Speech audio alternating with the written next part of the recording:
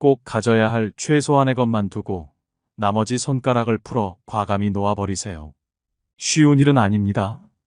그것을 얻기 위해 청춘을 바쳤고 가족이 원할 때 곁에 있지 못했으며 개인의 삶과 안락도 포기했는데 어찌 쉽게 놓을 수 있을까요? 하지만 지금이라도 놓아주는 훈련을 하지 않으면 끝내 행복의 맛을 느끼지 못한 채 미련과 아쉬움만으로 노후의 삶을 채우며 살아가야 할지 모릅니다. 지금은 아무도 가보지 못한 인생 100세 시대라고 합니다. 노후가 정말 길어졌습니다. 100세까지, 아니 어쩌면 120세까지 살지도 모르는 세상이 오고 있습니다. 하지만 이렇게 오래 살 줄 몰랐기에 우리 대부분은 노후 준비를 해놓지 못했습니다.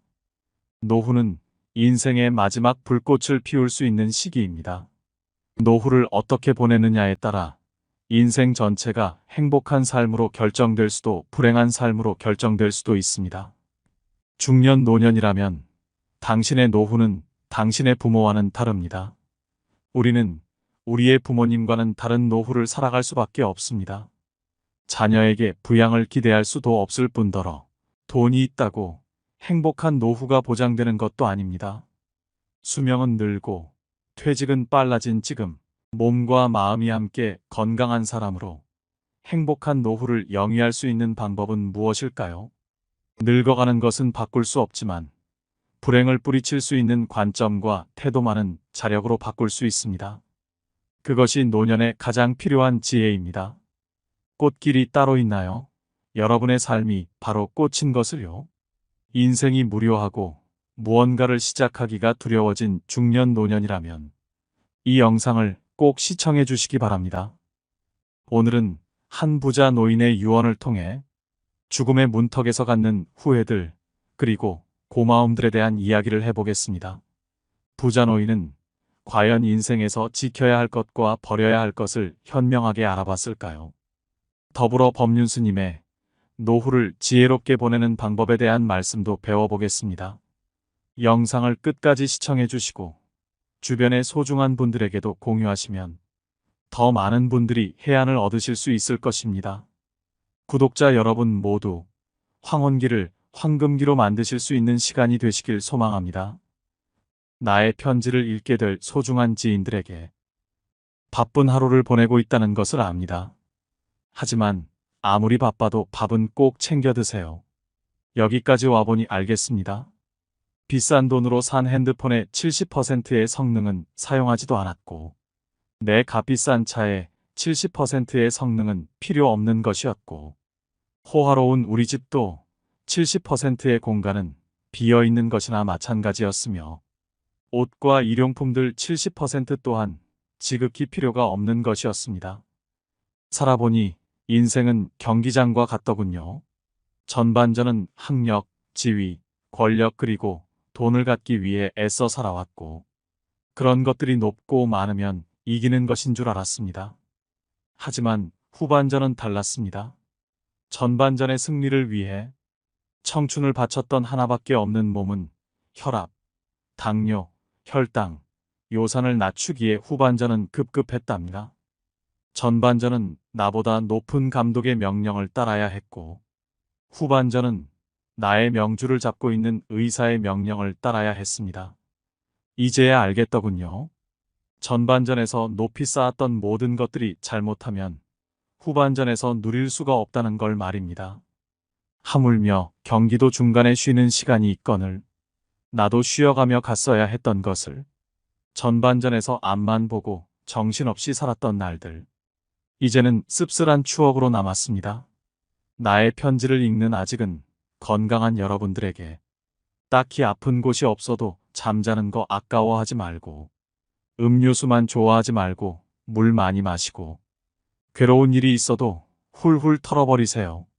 양보하고 베푸는 삶도 나쁘지 않으니 그리 한번 살아보시구려. 돈과 권력이 있어도 교만하지 말고 부유하지 못해도 사소한 것에 만족하며 필요하지 않아도 휴식할 줄을 알며 아무리 바빠도 움직이고 좀 걷고 또 운동하세요.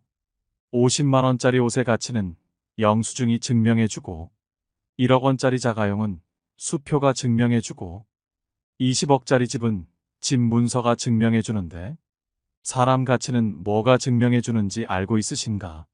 바로 건강한 몸이랍니다. 건강에 들이는 돈은 계산기로 두드리지 마세요. 건강할 때 있는 돈은 자산이라고 부르지만 아파서 병원에 누워 있으면 그때 가지고 있는 돈은 그저 유산일 뿐이라네. 세상에 당신을 위해 차를 몰아줄 기사는 얼마든지 있고 당신을 위해 돈을 벌어줄 사람도 얼마든지 있습니다. 하지만 당신 몸을 대신해 아파줄 사람은 결코 없답니다. 물건을 잃어버리면 다시 찾거나 사면 그만이지만 영원히 되찾을 수 없는 것은 하나뿐인 생명이라오. 내가 여기까지 와보니 돈이 무슨 소용이 있는가. 내가 죽으면 나의 호화로운 별장은 내가 아닌 누군가가 살게 되겠죠. 내가 죽으면 나의 고급차 열쇠는 누군가의 손에 넘어가게 되겠죠. 많은 재물의 욕심은 나를 그저 탐욕스러운 늙은이로 만들어버렸다네. 내가 한때 자랑으로 알고 쌓았던 많은 것들인 돈, 권력, 지위가 이제는 그저 짐에 불과할 뿐. 그러니 전반전에 살고 있는 사람들아, 너무 애타게 살지들 마시고 후반전에서 살고 있는 사람들아, 아직 경기는 끝나지 않았으니 행복한 말년을 위해 지금부터라도 자신을 사랑하시라. 전반전에서 빛나는 승리를 거두었던 나는 후반전의 병마를 이기지 못하고 병원 특실에 이렇게 누워 죽을 날만 기다리고 있다. 아무리 시설이 좋은 특실이면 뭐해. 허름한 농촌 경로당보다 못하단 걸 알려주고 싶습니다. 그래도 이 편지를 지인들에게 전할 수 있음에 따뜻한 기쁨을 느낀답니다. 바쁘게 세상 살아가는 그대들, 자신을 사랑하며 살아가기를. 힘없는 나는 이제 마음으로 그대들의 행운을 빌 뿐이라오. 누구보다 먼저 웃고 많이 웃는 행복한 나날들로 가득 채우시길. 여러분은 부자노인의 유언장을 듣고 어떤 생각이 드셨나요? 진정한 행복은 돈으로 살 수 없다는 말이 있습니다. 돈으로 집은 살 수는 있지만 단란한 가정은 살 수 없고 침대는 살 수 있지만 잠은 살 수 없다. 시계는 살 수 있지만 시간은 살 수 없고 또 약을 살 수는 있지만 건강은 살 수 없고 피를 살 수는 있지만 생명을 살 수는 없다. 사람들은 높은 연봉이나 안정된 직장을 갖거나 멋진 배우자를 만나거나 사람들과의 관계가 좋으면 행복하다고 생각합니다. 사회적 성공을 쫓고 경제적 풍요를 갈망하며 타인의 인정을 갈구하는 데 많은 노력을 쏟는 이유입니다. 그런데 이렇게 행복을 외부적인 것에서 찾게 되면 자신이 느끼고 경험하는 일들에 대한 책임을 다른 사람이나 다른 것에 돌리게 됩니다. 누군가는 말합니다. 행복은 우리가 소유한 것들이 유형의 것이건 무형의 것이건 상관없이 그 양과 질이 증가하는 과정이 계속될 때 얻어진다고 합니다. 즉 행복은 어떤 성공의 도착점에 도착하여야만 비로소 얻을 수 있는 것이 절대 아니고 변화의 길을 걸어가며 내딛는 발걸음마다 계속 남겨지는 발자국처럼 쫓아오는 거라고 합니다. 이처럼 인생의 마지막에서 노인이 깨달았던 것은 젊은 날을 아등바등 사느라 자기 자신을 제대로 돌보지 못한 것에 대한 후회이지 않을까요? 진짜 행복은 나로부터 시작됩니다. 내 인생의 운전자는 오직 나입니다. 한 번뿐인 인생을 타인의 기준에 얽매이지 않고 자신의 가능성을 믿는 것. 충실한 오늘을 사는 태도를 가질 때 비로소 행복할 수 있습니다. 그럼 어떻게 하면 후회 없는 노후를 보낼 수 있을까요? 나이는 먹고 싶지 않아도 먹게 되니 어떻게 하면 좀 더 행복한 중년과 노후를 보낼 수 있을지 배워보는 시간을 가져보겠습니다. 법륜스님께서 말씀하신 노후를 잘 보내는 방법 4가지가 있습니다. 첫 번째는 자식이 예쁘다고 간이고 쓸개고 다 퍼주면 안 됩니다. 자기 먹고 살만한 재산은 적당히 갖고 있어야 합니다. 종종 그런 뉴스를 접합니다. 자식에게 전 재산 다 줬더니 집에서 쫓겨나거나 버림을 당합니다. 이거야말로 현대판 고려장 아닌가요? 내가 이제는 늙었다고 자식한테 재산을 물려주는 순간 3가지를 잃게 됩니다. 첫째로 자식을 잃습니다. 자식들이 자립심을 갖지 못하고 의지하는 습성만 갖게 됩니다. 두 번째로는 자식들에게 모든 것을 쏟아부어 나 자신의 생활이 없어지게 됩니다. 즉, 내 인생을 잃습니다. 마지막으로 내 재산을 잃습니다. 곶감 빼먹듯이 조금씩 조금씩 재산이 줄어 노년이 비참해질 수 있습니다. 당연히 부모의 재산을 물려준다는 생각을 버려야 합니다. 부모들은 자식을 위한 희생보다 자신의 노후와 행복을 위한 준비를 하셔야 합니다. 그래야 부모 자식 간의 관계를 오래도록 아름답게 할 수 있고 또 늙어서 추하게 살지 않을 수 있습니다. 시골 사람이라면 집 한 채는 가지고 있어 반찬 길러 먹을 밭대기 하나, 논 한 마지기가 있으면 좋고, 도시 사람이라면 전세든 자가든 몸 하나 누울 방 한 칸은 있어야 하고, 통장에 용돈 쓸 만큼 넣어놓고 이자 받아서 보탰으면 됩니다. 큰 돈은 필요 없지만 그렇게 자기 삶에 최소한의 단도리를 해야 합니다. 돈이 모자라면 젊은 사람은 막노동이라도 해서 벌면 되지만 늙으면 막노동도 못하는데 자식이 용돈 안 주나 이런 생각을 시작하면 자식을 원망하게 됩니다. 평생을 자식 위해 희생했더라도 노후에는 자기만 생각하세요. 그게 건강하고 평온한 노후를 만드는 길입니다. 두 번째로는 욕심을 내려놔야 합니다. 이것도 하고 저것도 하고 싶어도 나이 들면 욕심을 부리면 안 됩니다. 아름답게 느껴지지 않고 추하게 느껴집니다. 내일 죽을지 모레 죽을지 모르니까 아무것도 안 하고 놀아야 된다는 얘기가 아닙니다. 욕심을 부리면 마음이 괴로워집니다. 과식해도 안 되고 과금해도 안 되고 과욕해도 안 되고 과로해도 안 됩니다. 젊었을 때는 과로해서 피곤해도 하루 이틀 휴식하면 금방 회복이 되는데 나이가 들어서는 노화를 급속도로 재촉하게 됩니다. 그러니 나이가 들수록 뭐든 과하지 않게 조절하는 지혜가 필요합니다. 음식이 아무리 맛있어도 적당히 소식하고 돈을 더 벌어야지, 남들보다 더 잘 살아야지 하는 욕심도 내려놓아야 합니다. 예를 들면 수험생 한 명을 뽑는데 모두가 다 본인이 한 명에 들어갈 수 있다고 생각하고 100명이 달려듭니다. 그리고 그 한 명에 들지 못하면 마음이 굉장히 괴로워지고 우울증이 옵니다. 법륜 스님이 말씀하시길 한 명 뽑는 자리에서 박차고 나와 마음을 낮추고 100명을 뽑는데 한 명이 모이는 자리로 내려가라는 것입니다. 공무원이나 군인의 경우도 마찬가지입니다. 과거에는 공무원이란 직업이 박봉이었지만 20년 넘게 일하면 연금이 꼬박꼬박 나와서 오늘날에는 꽤 좋은 직업에 속합니다. 그러니 퇴직하고 나서도 기본 생계 걱정은 안 될 정도니 노후 걱정할 일은 없겠으나 절대로 욕심부려 연금을 투자나 사업에 쓰지 말아야 합니다. 그렇게 남의 말만 듣고 한탕을 노리다가 가지고 있는 재산도 다 말아먹게 됩니다.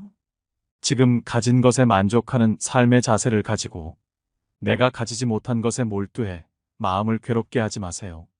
주어진 환경에 맞춰서 검소하게 살고 또 할 수 있는 만큼만 하면서 살아간다면 그것 자체로도 남은 삶이 행복할 수 있습니다. 세 번째는 운동 겸 노동을 해야 합니다. 운동 습관만큼 든든한 노후 자산은 없습니다.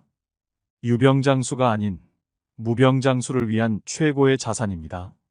나이 들어 여기저기가 아파져도 무리는 하지 않는 수준에서 쉬지 않고 계속 몸을 움직여야 합니다. 운동을 한다고 해서 헬스장을 다니라는 것이 아니라 방 청소도 하고 설거지도 하고 시골에 산다면 농사일을 하면서 노동을 해야 합니다. 몸이 안 좋다고 매일 방에만 누워 있으면 오히려 건강이 안 좋아질 수도 있습니다. 꼭 돈을 벌기 위해 할 필요도 없고 소일거리 삼아 일을 해야 합니다. 가장 훌륭한 노후 준비는 평생 현역이라는 말이 있습니다. 퇴직 후에도 계속 일자리를 가지는 것입니다. 소득이 얼마냐는 크게 중요하지 않습니다. 일하는 즐거움으로 생활에 활력이 생기고 고립감도 해소됩니다. 또 소일거리라도 갖는다는 것은 노후에도 자기의 존재 가치를 확인한다는 의미입니다. 이 일을 통해 주변과 교류하면서 행복감을 느낄 수 있고 무료함의 지옥에서도 벗어날 수 있습니다. 노후의 3대 불안은 돈, 건강, 외로움이라고 합니다. 이 3대 불안을 한꺼번에 해소하는 것이 바로 노동입니다. 다만 젊을 때처럼 욕심을 내서 하던 일을 못 그만두고 무리하면 안 됩니다. 적당히 일하고 적당히 쉬어야 됩니다. 네 번째는 자식에 대한 집착을 놓아야 합니다. 내 자식은 잘 됐으면 좋겠다. 이런 집착은 말할 것도 없고 자식한테 바라는 마음 자체를 버려야 합니다. 그렇지 않으면 자식을 원망하고 욕하게 됩니다. 자식을 욕하면 결국 내 욕이나 마찬가지입니다. 누가 낳았나 하면 할 말이 없고 누가 키웠나 해도 할 말이 없으니 제 얼굴에 침 뱉기인 것입니다. 그러니 자식에게는 바라는 게 없어야 합니다. 가끔 그런 질문을 받습니다. 자식에 대한 집착을 내려놓아야겠다는 생각은 드는데 자꾸 자식에 대해서 신경을 쓰게 됩니다. 성인이 된 자식에게 일으키는 마음은 모두 집착인가요? 그게 집착인지 물을 필요도 없이 당연히 집착입니다. 마치 남의 물건을 훔치는 것을 도둑질이라고 할 수 있을까요? 하고 묻는 것과 같습니다. 집착을 못 내려놓고 있는 사실을 있는 그대로 인식할 수 있어야 문제를 해결할 수 있는 기회라도 생깁니다. 그런데 이게 사랑이 아닐까? 이렇게 생각하니까 해결이 안 되는 겁니다. 또 때가 되면 자식을 독립시켜야 됩니다. 성인이 된 자식을 독립시키지 못하는 이유는 부모가 토끼나 다람쥐보다 못하기 때문입니다. 토끼나 다람쥐는 새끼를 키울 때는 어미의 목숨을 걸고 키웁니다. 그런데 사람은 자기 생각에 빠져서 목숨을 걸기는커녕 오히려 자기 인생이 더 중요하다고 아이를 남에게 맡기는 사람도 있습니다. 다람쥐는 새끼 때는 목숨을 걸고 새끼를 보호하다 성체가 되면 새끼에 대한 집착을 끊고 각자 알아서 살도록 합니다. 새끼가 죽어도 관여를 안 합니다. 그런데 사람은 자식이 다 큰 뒤에도 계속 집착을 합니다. 그러니 사람이 다람쥐보다 못해서 그렇다고 할 수밖에 없습니다. 우선 내가 집착하고 있구나 하고 자각을 해야 합니다. 내가 남편보다는 자식을 더 많이 집착하고 있구나 하고 내 상태를 있는 그대로 알아차려야 합니다. 남편은 남의 뱃속에서 낳은 사람이고 자식은 내 뱃속으로 낳아서 어렸을 때부터 내가 키웠기 때문에 집착의 강도가 더욱 강할 수밖에 없습니다. 내가 남편한테 잘한다고 해서 반드시 결과가 좋게 돌아오는 것은 아니지만 그래도 일부분은 돌아올 가능성이 있습니다. 하지만 자식한테는 아무리 잘해도 10%도 돌아올 확률이 안 됩니다. 그런데도 여러분은 집착 때문에 바보 같은 짓을 합니다.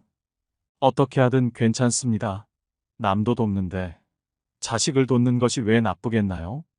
그러나 자식을 도울 때는 대부분 집착을 하거나 기대를 하기 때문에 반드시 고통이 따릅니다. 그래서 남편 혹은 아내에 대한 배신감보다 자식에 대한 배신감이 더 큽니다. 집착의 강도만큼 고뇌가 생기기 때문입니다. 부처님은 괴로움은 집착 때문에 생긴다고 말씀하셨습니다. 괴로우면 집착을 내려놓으면 되는 것이고 괴롭고 싶으면 집착하면 됩니다. 그러니 자식이 어릴 때는 정성껏 돌보고 성인이 된 후에는 각자의 길을 존중하는 방식으로 지내야 부모도 자식도 평화롭습니다. 자식이 용돈이라도 주면 액수에 관계없이 얼마를 주든 고마워해야 합니다. 또 자주 안 찾아와도 고마운 것이라 늙은 부모한테 손 빌리지 않고 달라는 것도 없어서 그 또한 고마운 것입니다. 바라는 마음이 없으면 자식을 효자로 만들 수 있고 바라는 마음이 불효자를 만듭니다. 여기에 하나를 더 얘기하자면 자식에게든 젊은 사람에게든 이래라 저래라 잔소리를 하지 말아야 합니다. 입에서 간섭이 나오려 해도 연부를 외우며 막아야 합니다. 그러면 자식들이 부모를 더 보살펴 줍니다. 대부분 자식이 부모를 떠나고 잘 안 찾아오는 경우는 부모에게도 원인이 있습니다. 간섭이 많고 잔소리도 많았던 경우가 많습니다. 이것이 부모의 특징이기도 하지만 노인의 특징이기도 합니다. 아무리 자식이라도 자식의 인생에 지나치게 간섭하지 말고 시비 분별하지 말라는 것입니다. 사람이 늙으면 늙는 대로 보기가 참 좋습니다. 나이가 좀 들어야 삶의 참맛이 있습니다. 봄에 피는 꽃도 예쁘지만 가을에는 단풍잎이 빨갛게 물들고 은행나뭇잎이 노랗게 물드는 것처럼 잘 물들면 봄꽃보다 더 예쁘고 아름다운 것이 단풍입니다. 늙어서 초라해지느냐 원숙해지느냐는 몸뚱이가 아니라 내 마음이 결정합니다. 입에서 나오는 한마디가 내가 살아온 인생의 많은 경험에서 우러나오기 때문에 젊은 애들이 조잘대며 영양가 없이 하는 말보다 들을 만하고 스님도 똑같은 법문을 해도 20, 30대에는 별로 설득력이 없었으나 이제는 영감이 다 돼서 얘기하니 구수하게 들립니다. 나뭇잎이 떨어졌는데도 주워가는 건 단풍밖에 없습니다. 꽃이 아무리 예쁘다 해도 이미 진 꽃은 아무도 안 주워갑니다. 오직 잘 물든 단풍잎만 주워가니 이것이 의미하는 바가 있습니다. 여러분들도 잘 물들면 자식한테 버림받을 일 없습니다. 그러니 아름답게 늙기 위해서는 꼭 불교 신자가 아니더라도 수행을 하고 마음 공부를 해서 인생의 마무리를 아름답게 해야 합니다. 다섯째는 늙어가는 것이 당연하다 생각해야 됩니다. 인생 100세 시대라고 하니 50대, 60대면 앞으로 30년, 40년은 충분히 살아갈 것이고 까딱하면 지금까지 살아온 날들보다 더 많이 살아야 할 수도 있습니다. 오래 살 거라고 생각하니 경제적인 문제며 건강적인 문제가 걱정되는 것은 당연합니다. 그런데 이런 것들을 너무 걱정하고 살면 사는 자체가 근심이고 힘들 수밖에 없습니다. 나이가 들면 몸이 아픈 게 당연하다고 생각하세요. 다리가 아픈 게 정상이고 눈이 침침해지는 게 정상이고 소리도 잘 안 들리기 시작하는 게 정상입니다. 이렇게 생각하면 안 그런 부분이 행복으로 다가오기 시작합니다. 이 나이에 다리가 안 아프니 얼마나 행복한가요? 눈이 잘 보이니 얼마나 고마워요. 귀가 멀쩡히 들리는 게 얼마나 감사한 일이에요. 이렇게 받아들여야 합니다. 나이 들어서 남의 도움 받지 않고 혼자서 건강하게 살 수 있다면 그게 큰 행복입니다. 숨 넘어갈 때까지 내 손으로 밥해 먹고 집안 청소도 스스로 하고 혼자서 산책도 다니고 하는 게 행복이라는 사실을 아셔야 합니다. 법륜 스님의 지혜의 말씀 어떠셨나요? 조기 은퇴를 하고 싶은 40대, 아직 노후가 구체적이지 않은 50대, 그리고 삶의 의욕이 줄어든 60대 그 이상까지 이 인생이 권태로워지고 무언가를 시작하기가 두려워진 중년 노년이라면 법륜 스님의 말씀대로 실천해 보시기 바랍니다. 인생은 길고 삶은 계속됩니다. 작은 것부터 실천하여 인생의 활력과 당당함 그리고 풍요로움이 따르길 소망합니다. 오늘의 지혜가 여러분의 지친 일상에 마음의 위로가 되길 바랍니다. 오늘도 노후의 지혜와 함께 해주셔서 감사드립니다. 황금빛으로 무르익어가는 여러분의 지혜로운 인생을 언제나 응원합니다. 구독과 좋아요는 큰 힘이 됩니다.